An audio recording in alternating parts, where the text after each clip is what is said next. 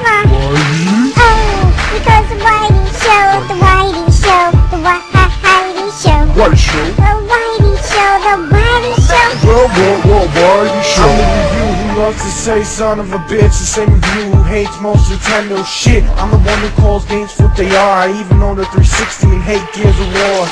Guy who spends his money on games, fucking cars. Just a funny guy who became a YouTube star.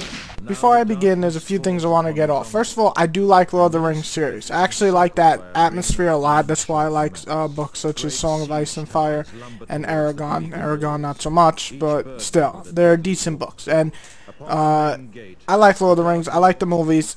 I like the games for the PS2. I like the RPG. So when I picked up this game, which is much, much later than when it came out, I figured, hell, even at its worst, it can't be too bad.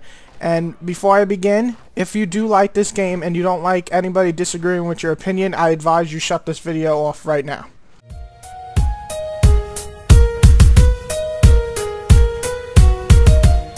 This game doesn't try to reinvent the story of Lord of the Rings, and for that, a lot of people will like it. Unless you take the evil campaign serious, then I guess it does.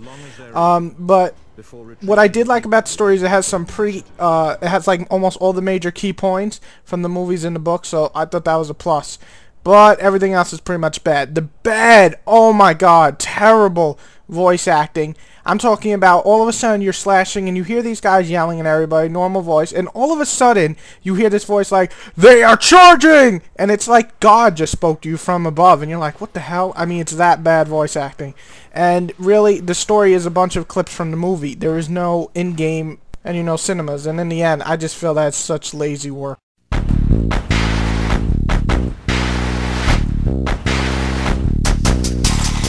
Oh my god, the graphics of this game. Let me hit one good factor. It looks like Lord of the Rings. It has the feeling of Lord of the Rings. It looks like Lord of the Rings. That's about the only good thing about these graphics. The animations are god fucking awful. I believe the animations in Lord of the Rings, The Two Towers, had better animations, and that was a PS2 game. The animations make me want to rip out my eyeballs, and oh, they're just so bad. And the effects are just weak. I mean, the lightning from a mage looks pathetic. It looks like it's pasted into the game. Overall, the game just doesn't look good and needed way more polishing than it had.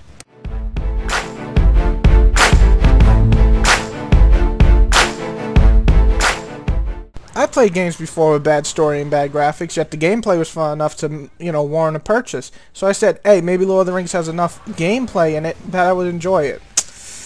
Well, I hit up the positives first. You can play as all the heroes and villains from the movie. I shouldn't say all, but the majority. And, I mean, that's a cool factor. Everybody wants to play as Legolas and, you know, shoot some elephants. It's always cool. And, of course, the villains, which is also nice. And the combat isn't bad at first. It's actually pretty fun. But I did say at first, about an hour or so into the game, after you use all 4 classes, which, by the way, that's all there are, 4 classes, it becomes very stale.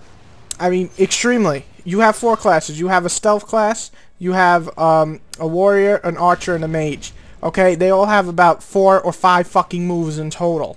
It's just very boring. I'm not lying to you guys. The campaign suffers from this because the campaign is freaking boring.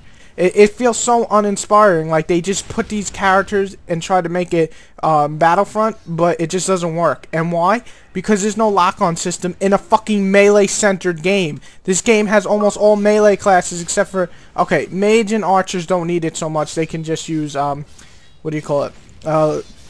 Sorry, lightning or, you know, bows, which is fine. But for classes like the warrior, where I can't even lock on to someone, it's just like you can swing your sword and sometimes you'll hit the enemy and sometimes you swear you hit the enemy but you're actually missing.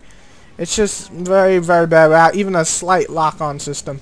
And the online is just very boring. Why? Because no one's playing it, and co-op is basically useless when it comes to achievements. If you don't care about achievements, it works fine. You can play co-op through both story modes with a friend, but if you're looking for achievements, you do not gain any in co-op mode.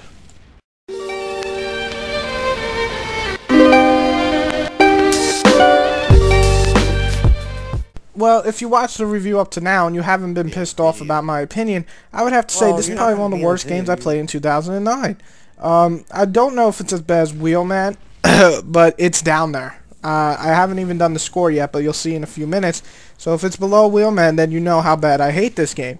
In the enjoyment section, really, all I can say that's good is there's 2 campaigns, evil and good. That's a cool thing, except each campaign could be beaten in below 2 hours. I beat the good campaign in 1 hour and 22 minutes.